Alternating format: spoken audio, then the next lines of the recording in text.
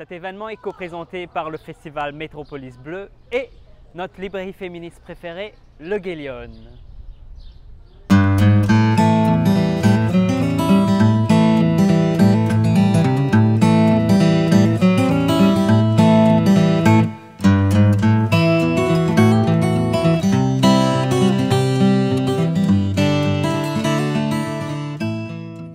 Greetings, my name is Kamala Mackrell, and for 5 years of my life, between 2013 to 2018, I had the pleasure and the honor of hosting Gender Blender.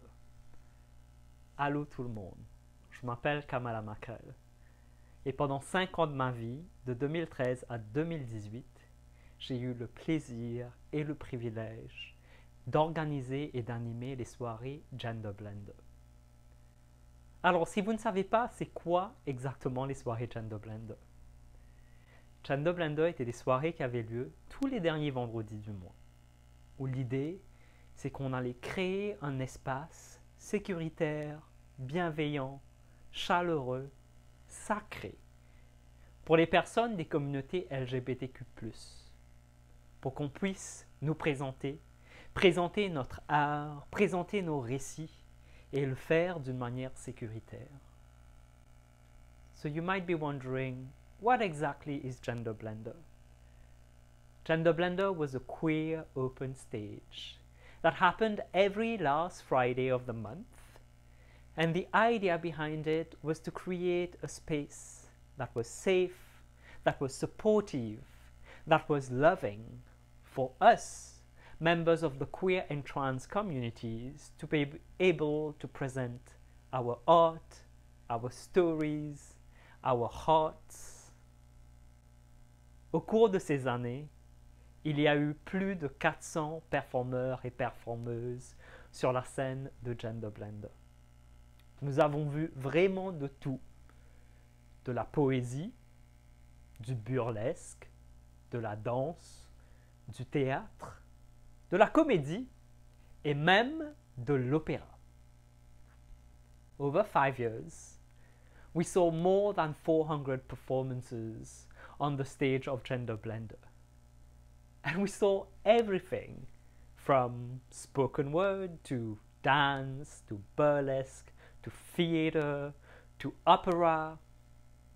We also saw a lot of nudity, which is how you know that this was a queer open stage. Après toutes ces années, suite à l'invitation du festival Métropolis Bleu et la librairie Le Guélion, c'est un plaisir de pouvoir vous ramener aujourd'hui cet événement virtuel, hommage à Gender Blender. After all these years, it's such a pleasure, thanks to the invitation from Blue Metropolis and Librairie Le Guélion, to showcase this event, paying tribute to Gender Blender.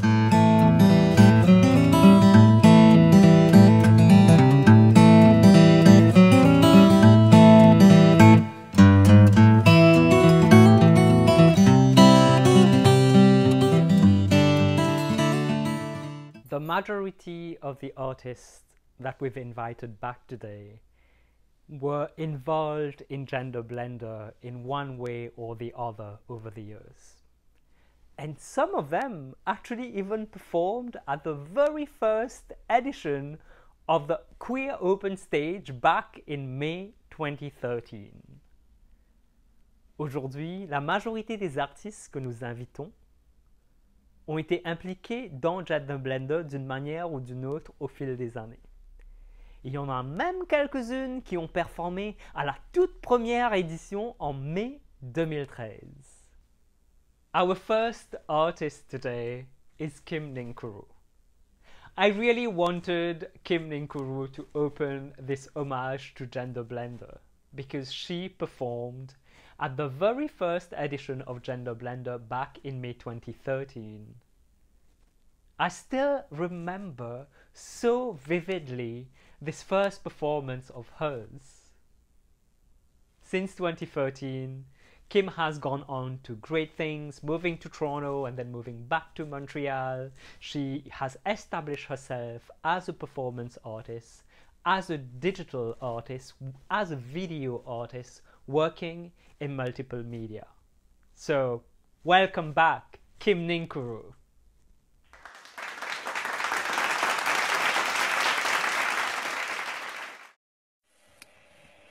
Slay. I'm about to slay. I'm about to make you get down on your knees and pray. Slay. I'm about to slay. If you don't stop taking what's not yours, then I make you pay. Slay. I'm about to slay. You can't just come up on the scene and start to play. Those games are dead. They're yesterday. Just like you, when I'll be done my job today, which is slay. I'm about to slay. This is the jungle, and tonight it's just a prey. Slay. I'm about to slay. There won't be nothing you can do, change, or say. Slay. I'm about to slay. There's no excuse. There's no delay. Today's the day. I'll get my way. 'Cause bitch, I'm about to slay. You're about to pay.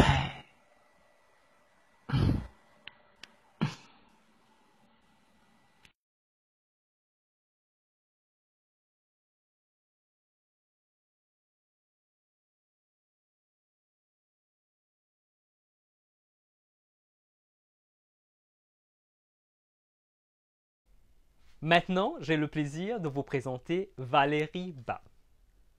Alors, Valérie a été très impliquée dans la vie et la durée de Genderblender, mais elle ne s'est jamais présentée sur scène. Valérie était en fait la photographe qui a documenté les soirées Genderblender.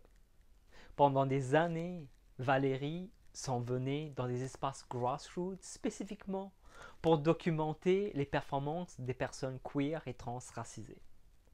Pendant toutes ces années, je l'ai connue comme une photographe qui a beaucoup documenté ma performance. Et puis, en juin 2021, il y a quelques semaines, Valérie a publié Les Enragés, qui est sorti dans la collection Les Martiales aux éditions du Remue-Ménage. Les Enragés, c'est une collection, c'est un recueil de récits qui parle de divers personnages queer, trans, noirs, dans un contexte montréalais. Les récits et ces personnages se tissent et ont des liens à travers chacune des histoires. Et aujourd'hui, pour la toute première fois, j'ai le plaisir d'inviter Valérie sur scène pour nous lire un extrait de Les Enragés.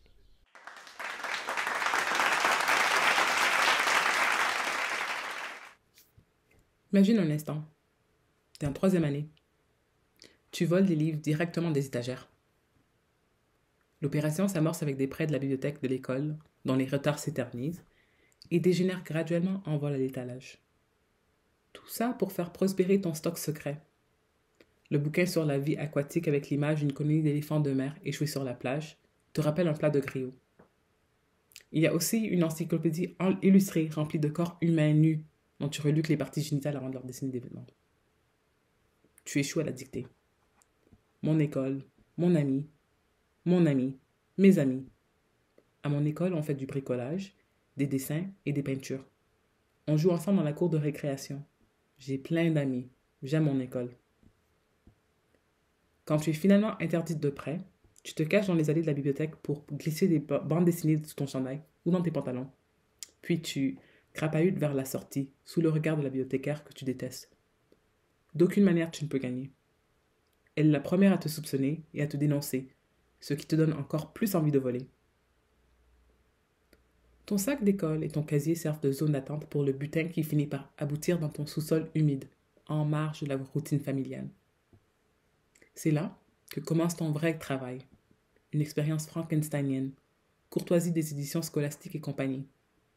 Découpage, remise en page, lamination rageuse à coups de bâton de colle ou de scotch tape pour mettre au monde tes belles créatures. Enfant aux 1000 secrets, Prométhée en habit d'école, tu redonnes aux pages une vie qu'elle n'aurait jamais pu espérer. Un livre n'est que matière brute à disséquer, désosser, remettre à neuf. Pourtant, les résultats frisent le grotesque. Astérix au Congo, auréolé d'une giclée d'Elmers, flanqué de schtroumpfs aux yeux gribouillés de marqueurs, annexé à la navette galaxienne du Scrameustache. Tant d'œuvres glorieuses, albums BD du Nouvel Âge, qui n'en finissent pas moins leurs jours, abandonnés, près d'une pile de linge sale. Tu échoues à la dictée. Ville, centre, explorateur, communautaire. J'aime ma ville. Il y a un parc, une banque et un centre communautaire. Les avenues de mon quartier sont toutes nommées pour honorer des explorateurs célèbres. L'avenue où j'habite porte le nom d'un explorateur. Mon ami aussi habite sur une avenue qui est nommée après un explorateur très célèbre. Dans les couloirs de l'école, tu tentes de garder un profil bas en cultivant un air de « qui, moi ?» weirdo renfermé, l'enfant qui chasse seul les pigeons pendant la récré. Avant longtemps, la bibliothécaire approche ta prof au sujet des amendes croissantes et de ses soupçons infinis.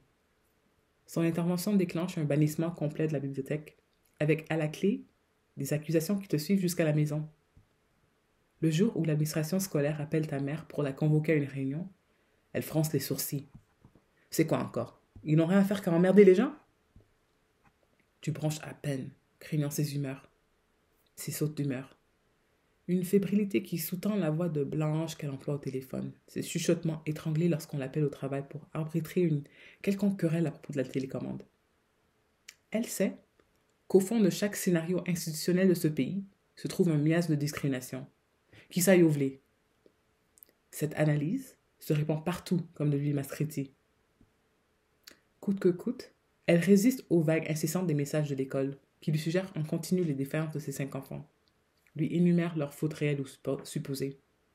Sans cesse lui indique qu'elle n'est pas à sa place ici, pendant qu'elle travaille d'arrache-pied comme adjointe administrative dans un vague bureau, qui ne dit pas autre chose. Tu échoues à la dictée. Famille, histoire, livre, souhait. Maryse vit avec sa grand-mère, sa grande sœur, son petit frère et son oncle qui étudie en informatique. Elle fait la vaisselle et la cuisine. Elle ne va pas à l'école, mais adore les histoires. Quand on apporte des livres dans son quartier, elle y va toujours, même si on se moque d'elle. Son plus grand souhait est que tous les enfants puissent aller à l'école et apprendre avec des amis. Le jour du rendez-vous, ta mère prend congé pour t'accompagner à l'école. Elle te coiffe d'un chignon si serré, si élégant qu'il jumelle le sien. Il contient votre dignité et votre âge, plaqués contre ta tête avec du gel à fixation extra fort et une brume de lac. Le port du casque est obligatoire pour l'exercice qui vous attend. Dès qu'elle aborde la secrétaire à votre arrivée au bureau d'administration, tu notes sa voix, son registre très précis. Son ton annonce la bagarre. Tout son corps dit « De quel droit blâmez-vous ma fille et par extension ma personne et tout ce que nous sommes ?» Quand le directeur de l'école la reçoit dans son bureau, tu es relégué à une chaise devant la réception. Pendant une 30aine de minutes, tu observes la secrétaire siroter son café, écouter béatement sa radio rock détente et dépanner un genou de la première année caché dans son pantalon. Tu as le pressentiment d'être de l'autre côté d'un miroir à double face, d'être initié subitement au mécanisme secret de l'école. Quand ta mère et le directeur sortent du bureau, le directeur semble irrité et tendu. Ta mère l'est aussi, mais d'une autre façon. Des mèches de cheveux se sont déplacées de sa coiffure. Elle te semble sulfureuse, quoique soudain un peu fanée. Tu te souviens très peu de ce que le directeur bredouille en sortant de cette réunion. Mais le fait est qu'on réinstaure aussitôt ton droit d'emprunter des livres à la bibliothèque, ce qui te permettra de continuer ton beau manège. Ce matin-là, de retour dans ta salle de classe, coiffé du chignon de la gloire, tu attires l'attention et piques la curiosité des autres élèves, juste au moment où il faut ranger les livres pour un test de vocabulaire. Pourquoi t'es si belle aujourd'hui? C'était où ce matin? Chut! Sortez vos cahiers, ordonne l'enseignante. Tu tranches alors la question avec un haussement d'épaule. Ma mère luttait contre des racistes. Tu échoues à la dictée.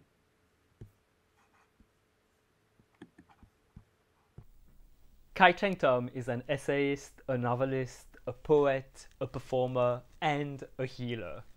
She actually performed at the very first edition of Gender Blender back in May 2013, and since then came back to this open stage to bless us with her performances.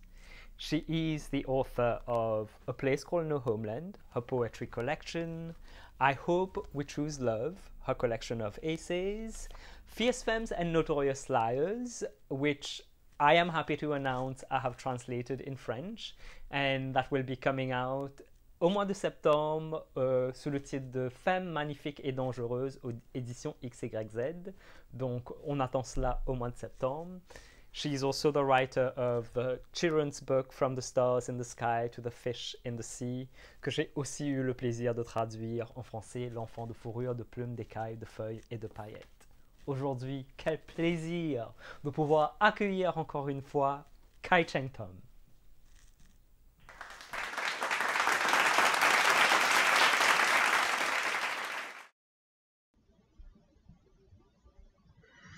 Diaspora babies we are, born from pregnant pauses spilled from unwanted yellow wombs, squalling invisible ink poems written in the margins of a map of a place called No Homeland. Old Gung Gung, honored uncle, is the man I won't become. Barbecue pork-scented sorrow and red bean paste buns he sold on street corners in Chinatown, handing out sweetbread and stories for 75 cents, 75 cents, 75 cents each. Red meat and red hands, red meat and red hands, red meat and red hands stained by the winter wind's violence as the goddess of mercy watched, pitying from her curbside altar. Diaspora bodies we wrap lips around pregnant pauses, spill salt fluids from unwanted bodies, squalling invisible ink poetry written in the margins of a map of a place called No Homeland. My boy makes me breakfast the morning after. He's the air I breathe, love-flavored oxygen. I taste him everywhere, sun-dried orange peel candy, like the kind my father used to bring on car trips, the color of his skin, brown, salty sweet. We gorge ourselves on love, not thinking about tomorrow. There's never enough to make you feel full, never enough flesh to fill your skin. We open our mouths for stories, for sun-tinted histories, and swallow each other whole here in this place with no room for mercy. Diaspora secrets we enclose in pregnant pauses, right on the walls of unwanted yellow wombs, invisible ink poetry in the margins of a map of a place called No Homeland. Red is the color of my mother's scars, as though the goddess of mercy went finger-painting across her face, a map of things we don't talk about, a mask of things we don't talk about. There are some stories that are never told, but known. We bake them into bread, fill buns with secrets like sweet lotus paste. What can't be cured must be endured. What can't be cured must be endured. What can't be cured must be endured. Chinese families don't talk about our feelings. We wash them down with pork. Do as you are told, child. Eat what's in your bowl. Swallow it, bitter or sweet. Some violence we keep inside our bodies. Scar tissue. Love. What love? The kind they speak about in Guaylo films. Chinese women don't even speak about love because we know people will laugh at us. Some bodies can't be touched. Some poems cannot be written, just felt. Diaspora haunted, we hunt for pregnant pauses, give birth from unwanted yellow wombs, bodies like invisible ink poems, ghost children drawing maps in the margins of a place called No Homeland.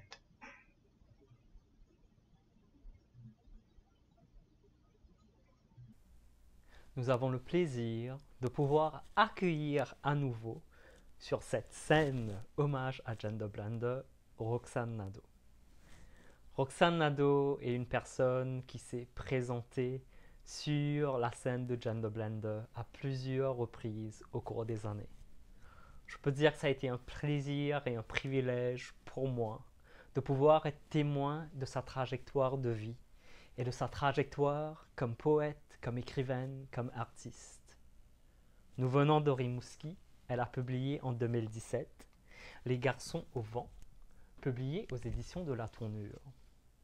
Et aujourd'hui, quel plaisir de pouvoir accueillir Roxane à nouveau. Roxane Nadeau.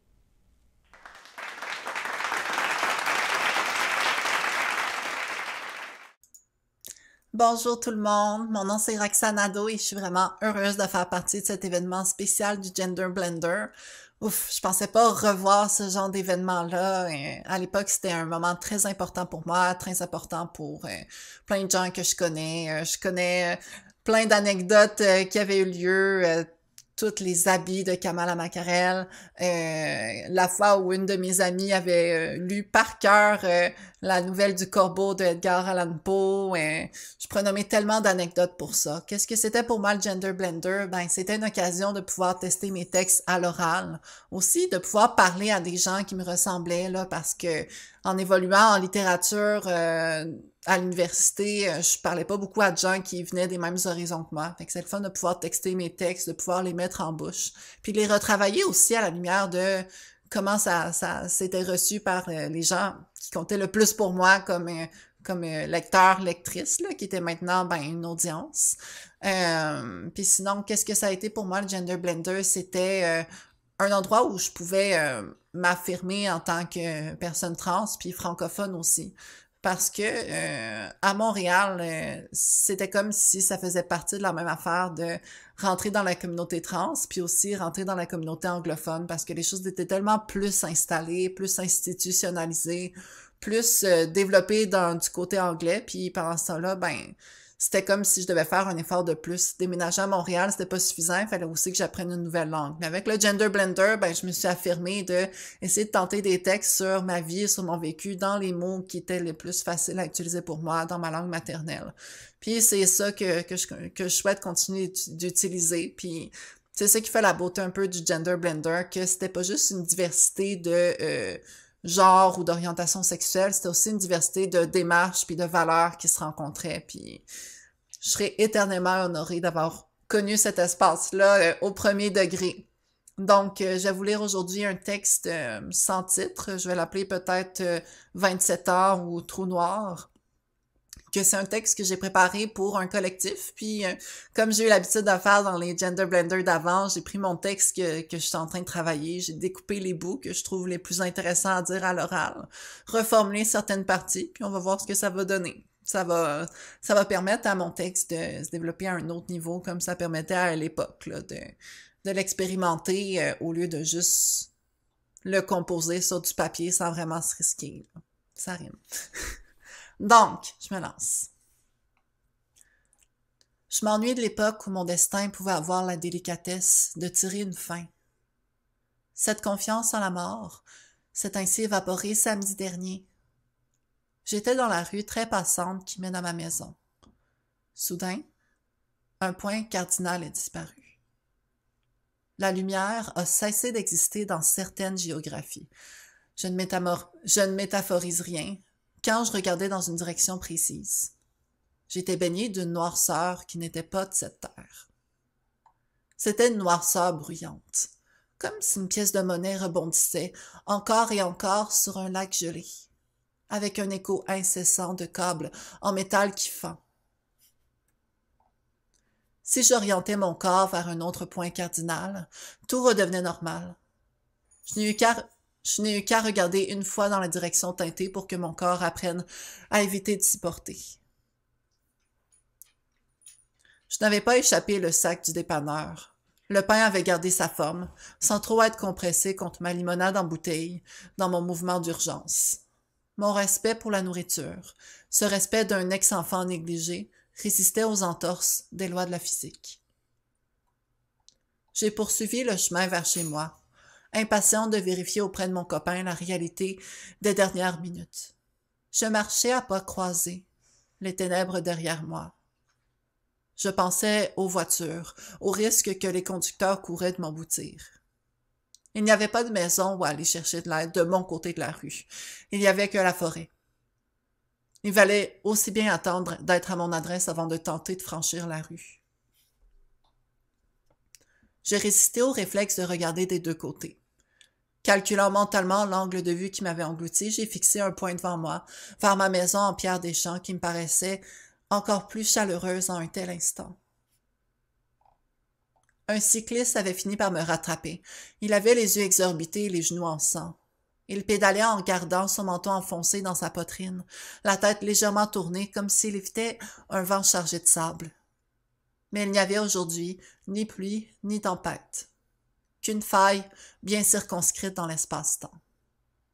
Après son passage, je me suis enfin avancée dans la rue en adoptant une démarche non naturelle pour garder mon corps dans un espace-temps sécuritaire. Arrivé chez moi, mon copain m'attendait. Nous nous sommes embrassés en prenant soin de nous maintenir parallèles à la porte d'entrée.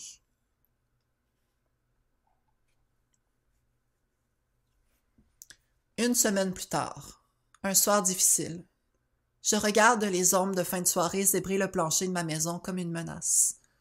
L'aveuglement a été troublant, mais simple à saisir. Je peux le raconter en peu de mots sans toutefois lui rendre justice. C'est un traumatisme. Je n'arrive pas à dormir. Je repense à la 4e dimension, au désordre des ondes sonores courbées et énigmatiques.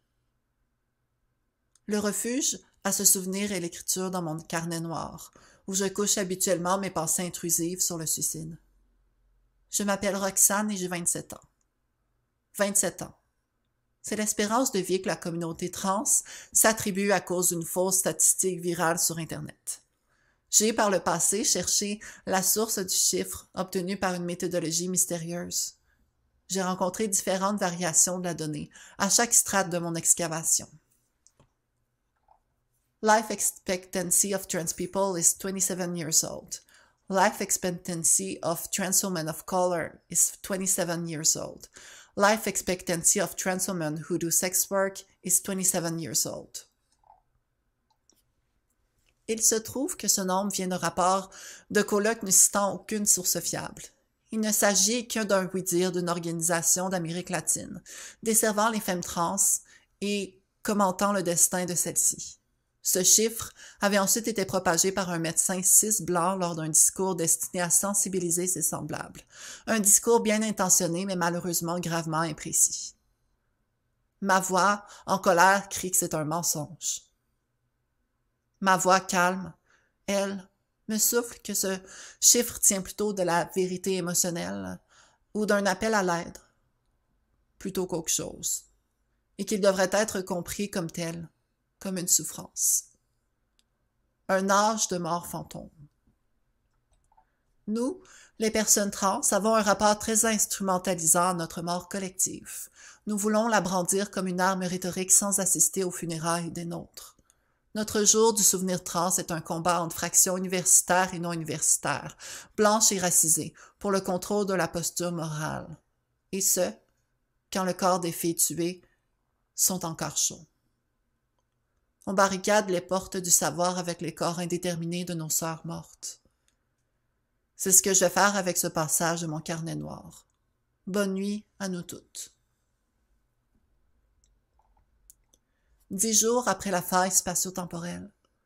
Le deuil a le potentiel d'être un signe d'amour dans toute son intensité.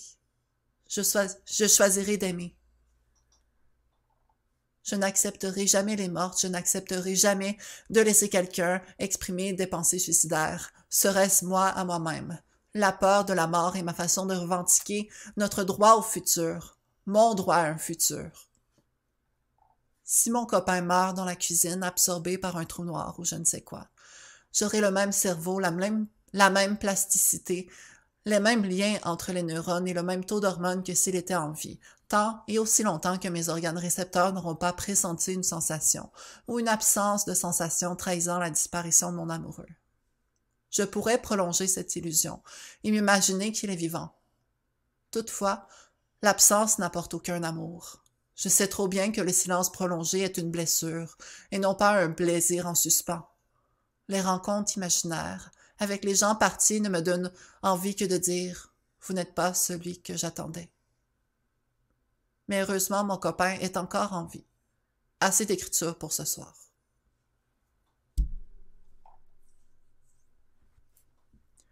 12 jours plus tard. Mon partenaire et moi sommes à l'extérieur de la maison parce que nous savons d'instinct que c'est là où être témoin du démembrement de notre réalité, qu'on cherche à résoudre comme si nous pouvions l'arrêter encore. Il nous est impossible de nous voir l'un l'autre mourir.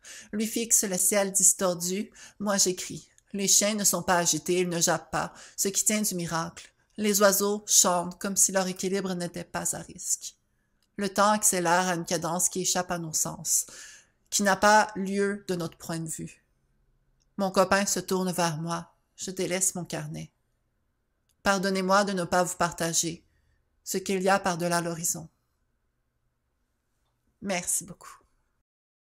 Trana Winter performed at, I believe, the very second edition of Gender Blender. That was many years ago. Since then, she's really paved her way to become Montreal's premier comedian. She's hilarious, really. If you don't know her work, you're about to know her work now. I encourage you to follow her on the social media. She's at Trana Winter. And just so you know, she is also Montreal's best well-dressed women.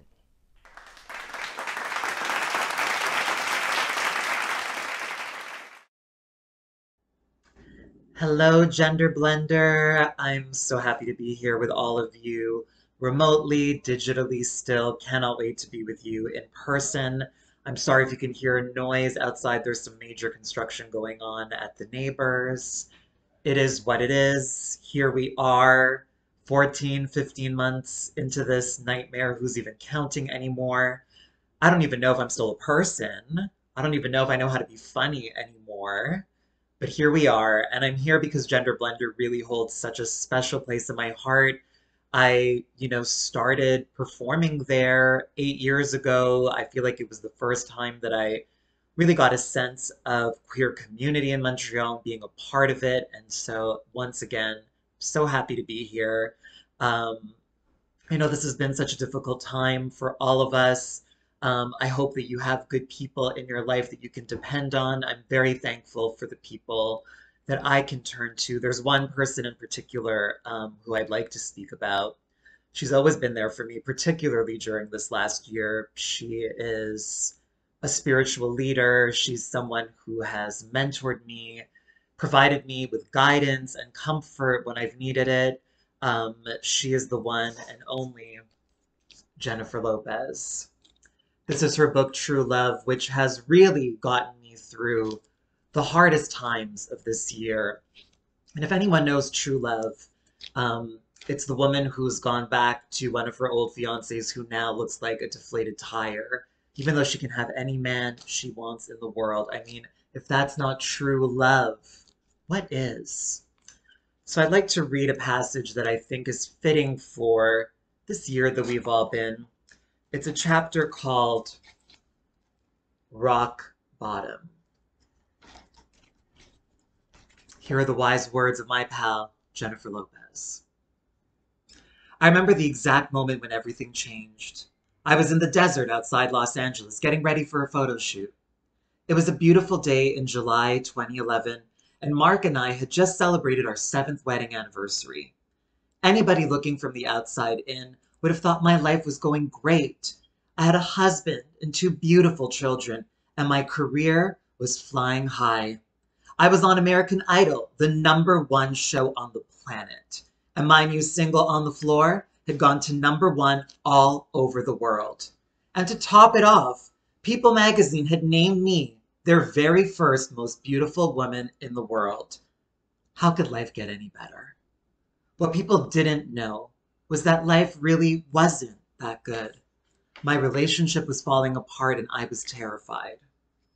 And now here I was out in the desert, getting made up for a L'Oreal shoot. I had done hundreds of these before. You sit in the chair, get your hair and face made up, go out in front of the camera, and do your thing. But this day didn't feel like any other day. As I sat there, my mind was racing. My heart was beating out of my chest, and I felt like I couldn't breathe. I became consumed with fear and anxiety. What was happening to me? My mom, Guadalupe, who lives in New York and happened to be in town that week, came to the desert with me that day, and my dear manager, Benny Medina, who was there too.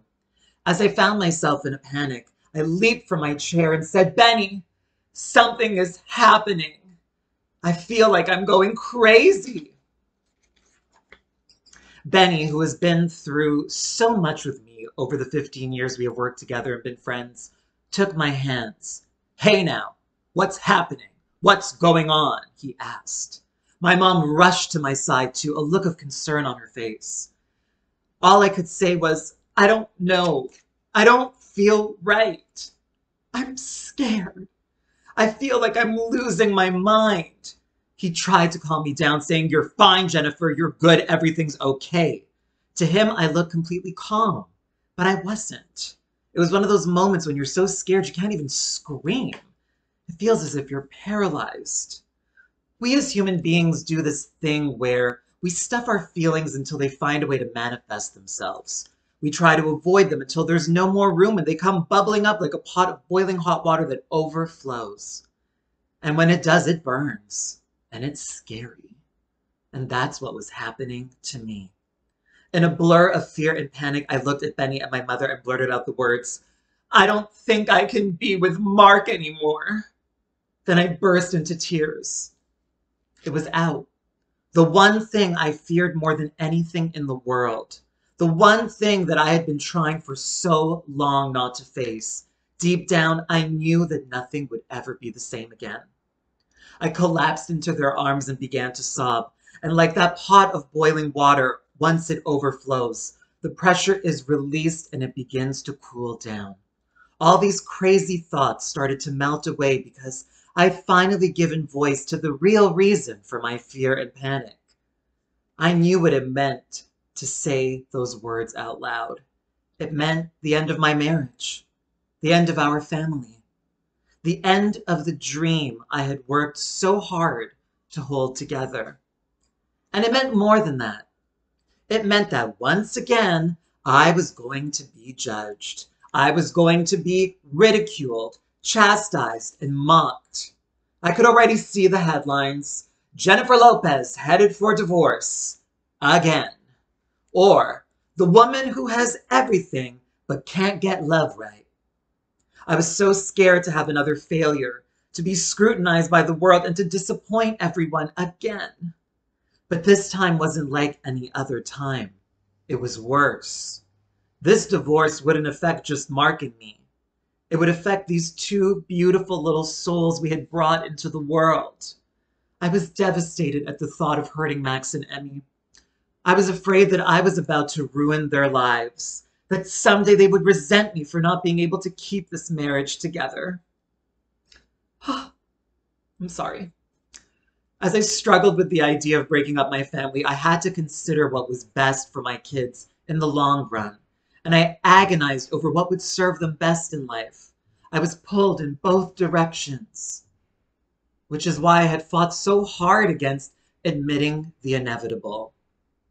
I couldn't admit that this marriage was over, but in the end, the truth finds a way to surface, even if you don't want it to. That day in the desert, with my brain going wild trying to deny reality, I had finally hit my rock bottom. Thank you and be well. Chris Bergeron est une personne qui, en fait, ne s'est jamais présentée à Gender Blender.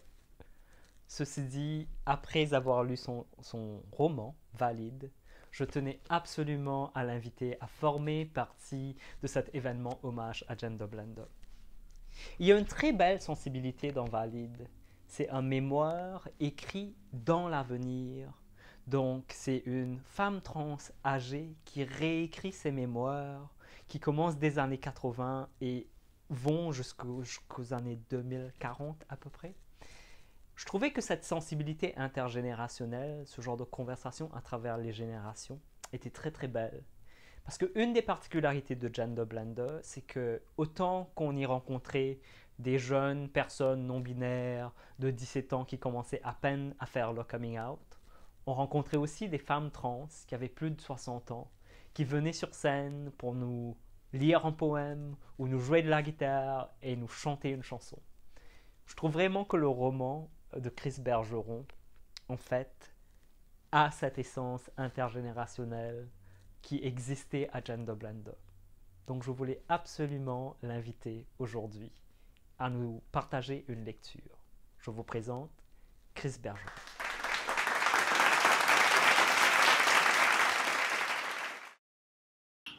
Bonjour, je m'appelle Chris Bergeron et je vais vous lire un extrait de mon premier roman, Valide.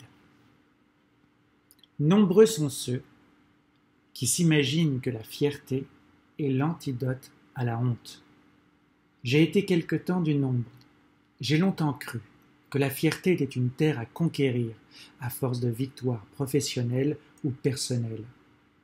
J'ai appris depuis que les fiertés, qu'elles proviennent de la reconnaissance obtenue ou du travail accompli, de même que celles de l'activiste qui pense changer le monde, n'effacent pas la honte. Je repense au premier jour où je me suis pointé au travail en robe, le premier jour où j'entendis mes talons claquer sur le béton poli du long couloir traversant les bureaux de l'agence de publicité où j'ai vécu mon coming out. Je n'étais vraiment pas aussi fier que je l'aurais voulu, mais j'étais consciente que j'avais l'air de l'être. Je me tenais bien droite. Quand je marchais, je m'imaginais sur un catwalk milanais. « Fake it till you make it », me disais-je. Je cachais bien la honte qui faisait rougir mes joues sous mon fond de teint. Je souriais quand mes collègues féminines venaient me voir entre deux rencontres clients pour me dire à quel point elles avaient été fières de moi, à quel point j'étais inspirante d'avoir fait le choix de m'afficher telle que j'étais. Je les écoutais sans les comprendre. Ma honte me hurlait aux oreilles « Tu es en train de foutre ta vie en l'air, tu es allé trop loin, ils vont te virer ». J'avais envie de sauter dans un taxi, rentrer chez moi, me changer et revenir au bureau dans une tenue plus acceptable. Pourtant, je me doutais bien que j'étais spectaculaire dans ma robe à fleurs. J'essayais de m'afficher avec aplomb. Pour les 6 de l'agence, mon petit spectacle était confondant. Je le voyais bien dans leur regard. J'y décelais pour la première fois ce cocktail terrible de surprise, de dégoût et chez certains d'envie que je reverrais si souvent. Nous étions au paroxysme des années Obama. L'ouverture d'esprit était très à la mode. Chacun tentait, tant bien que mal, de cacher son étonnement et son inconfort sous le voile diaphane d'une bienveillance imposée par les meilleures pratiques que leur avait dictées la direction des ressources humaines. La ligne de parti était de m'encourager à être moi-même. Ainsi, l'agence pouvait se vanter d'être ouverte d'esprit. L'ouverture d'esprit était une valeur à la mode chez nos clients aussi. Cela n'empêcha pas mes employeurs de m'interdire l'accès aux toilettes des femmes. J'avais le droit d'être une femme partout dans l'agence, mais il fallait que je fasse pipi chez les hommes, qui en profitaient souvent pour me lancer quelques blagues si peu innocentes. Alors je me retenais, quitte à m'abîmer la vessie. Mais lorsque l'envie me tenaillait au-delà du supportable, je changeais d'étage, cherchais une toilette publique hors des bureaux de l'agence. Ils étaient ouverts d'esprit, si fiers de moi, mais lorsque des clients de leur Mac, la célèbre marque horlogère suisse, insistèrent pour que l'on vire cette chose, alors que je travaillais sur un projet de site web pour eux, mes employeurs décidèrent de me cacher. Je fus tabletté. Et éventuellement, oui, on me vira. Leur fierté avait des limites. Non, la fierté n'efface pas la honte. Elle vit à côté. La fierté est la compagne de la honte. Je n'ai jamais connu la première sans être aiguillonné vive par la deuxième. Les instants de honte, comme les moments de fierté, sont des fulgurances qui s'inscrivent en lettres indélébiles dans le code de nos mémoires. La fierté et la honte nous conditionnent. Elles motivent nos décisions. La fierté et la honte sont les deux piliers sur lesquels reposent les personnages publics que nous nous construisons. Ces constructions que nous montrons au monde en murmurant en nous-mêmes « lui »,« elle »,« yel », c'est moi. Plus j'affirmais ma féminité, plus on me considérait comme une personne fière et forte. Plus j'avais honte. Honte de mes grosses mains, de mes longs pieds, de ma voix trop basse, de la raideur de mes cheveux, honte de ne pas être comme elles, honte de ne pas vouloir être comme eux, honte de demander aux autres de s'adapter à moi, à cette nouvelle identité que je faisais émerger. Ce nouveau moi qui, depuis mes 35 ans, avait autant été ma prison que mon champ des possibles et que j'allais célébrer en 2023 qu'aux premières lignes des marches de la Pride a été façonné par la honte. La fierté est la honte. La fierté naît de la honte. La fierté et la honte, comme j'en ai décousu avec ces deux-là. Certains soirs, sous les néons de bar à la clientèle bariolée, j'étais fier de plaire à quelques hommes au désir atypique. Ils étaient si nerveux de se retrouver auprès d'une de ces Amazones sur lesquelles ils fantasmaient la nuit. J'étais fier quand je me penchais vers eux pour entendre leurs compliments maladroits. J'étais fier quand ils me chuchotaient que mes jambes, que ma voix les rendaient fous. Mais j'avais honte de leur honte. Honte de les imaginer peureux et fébriles à l'arrière des taxis qui les arrachaient à leur banlieue ou à leur hôtel pour les déposer dans une petite rue du quartier gay, peureux à l'idée de me rencontrer après m'avoir fait la cour virtuellement sur des applications de rencontres. Honte de leurs airs d'espions en cavale, de leur peur d'être croisés, reconnus dans la rue par leurs patrons, leurs collègues, leurs amis. La clandestinité est pesante. Leurs scrupules étaient trop lourds à supporter. Ils m'empêchaient de leur donner ce qu'ils voulaient. Aucun homme n'a jamais été fier de moi. Aucun homme ne m'a jamais présenté à sa famille, à ses amis, avec fierté. Les femmes, si. À cause des hommes, j'avais souvent été honteuse. Mais grâce aux femmes, j'ai aussi été fière. Fierté d'homme qui entre dans une fête avec à son bras la femme qu'il aime et qu'il admire. Fierté de femme qui se sent appuyée par d'autres femmes. Merci. Bon, est-ce que c'est vraiment une édition de Gender Blender si je n'y fais pas au moins une petite performance ou une petite lecture? Donc, pour conclure aujourd'hui, je vais vous lire un petit extrait qui est paru dans la dernière édition, dans les deux dernières éditions, 168, 169 de la revue Mobius, qui s'appelle Depuis la crise, où nous sommes un groupe d'artistes et d'auteuristes qui ont été invités à réfléchir à la question de la crise dans laquelle on a été pendant un an. Et j'y ai contribué un petit poème qui s'appelle Méditation pour 9 lunaisons. Donc je vais vous partager cela aujourd'hui. Depuis le 12 mars, mon corps est un rituel qui se récite à la fenêtre de ma cuisine. Assise en lotus dans le clair obscur, je contemple la croisière du soleil.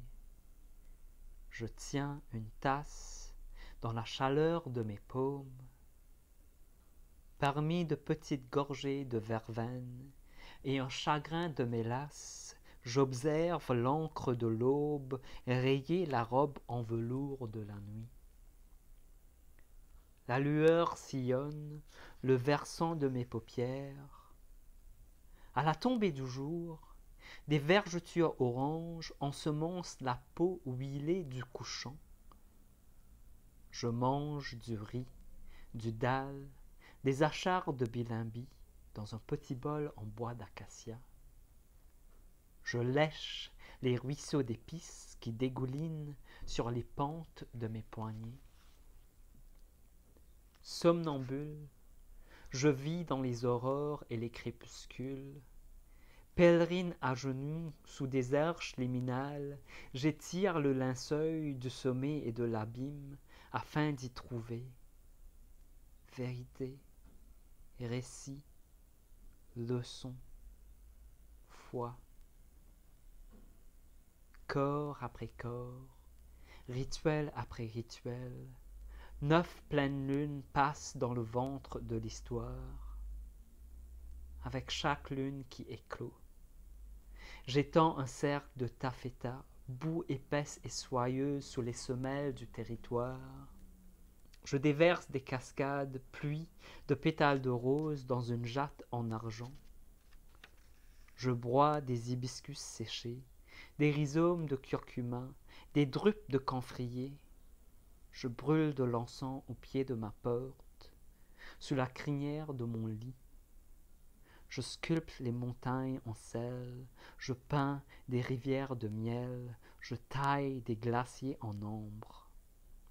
Je crée un autel avec mes deuils, pour mes deuils.